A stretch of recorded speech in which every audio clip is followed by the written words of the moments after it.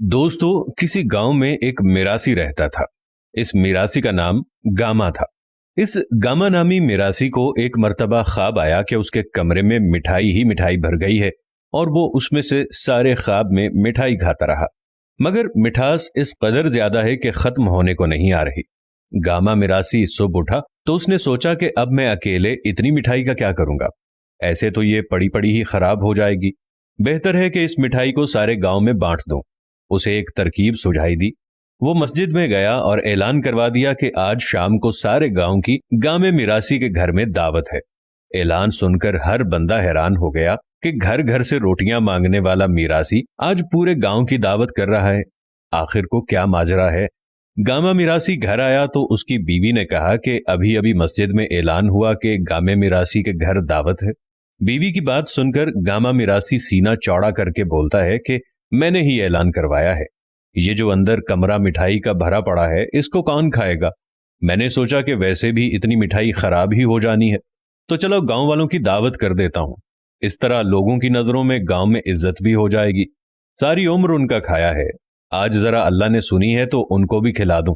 गामे की बीवी हैरान हो गई और तफसील पूछी तो उसने अपना ख्वाब सुनाया। उसकी बीवी ने सर पकड़ लिया और कहा कि जाओ अंदर कमरे में जाकर देखो कि मिठाई कहाँ है। जब उसने देखा तो कमरा खाली था। बेचारा बड़ा परेशान हुआ। बहुत सोचो बचार के बाद बीवी को कहा कि चलो कोई गल नहीं जी, अल्लाह वारिस है। तुम ऐसा करो कि सहन में दरियां वगैरह बिछाकर गांव वालों के बैठने का बंदोबस्त करो, मैं जब तक कुछ अरेंज कर लूंगा। जब शाम हुई और गांव वाले आना शुरू हो गए तो गामा एक तौलिया और एक साबुन और लोटा लेकर दरवाजे के पास खड़ा हो गया। जो भी आता वो साबुन से उसका हाथ धुलवाता और तौलिया पेश कर देता। आओ मलिक साहिब, हाथ धो लो। आओ जी राना साहिब, हाथ धो लो। आओ जी चौधरी साहिब, हाथ धो लो। गरज के गांव के आने वाले तमाम लोगों के हाथ वगैरह अच्छी तरह से धुलवाकर उन्हें दरियों पर बिठा दिया। सब लोग हैरान और परेशान लग रहे थे। सोच रहे थे कि लगता है गामे मिरासी ने कोई वीआईपी बंदोबस्त किया होगा।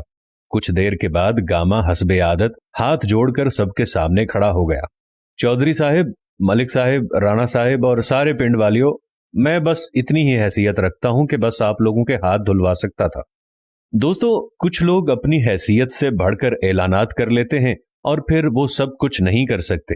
जैसा कि आजकल के हमारे हुक्मरान, जो बड़े बड़े दावे तो करते हैं लेकिन पूरा एक पर भी नहीं उतरते और फिर कहते हैं कि इस बार आप लोगों ने वोट दिया था तो हमने ये कर दिया, यहां तक हमने ये कर दिया, आगे भी हमें ही वोट देते रहिएगा।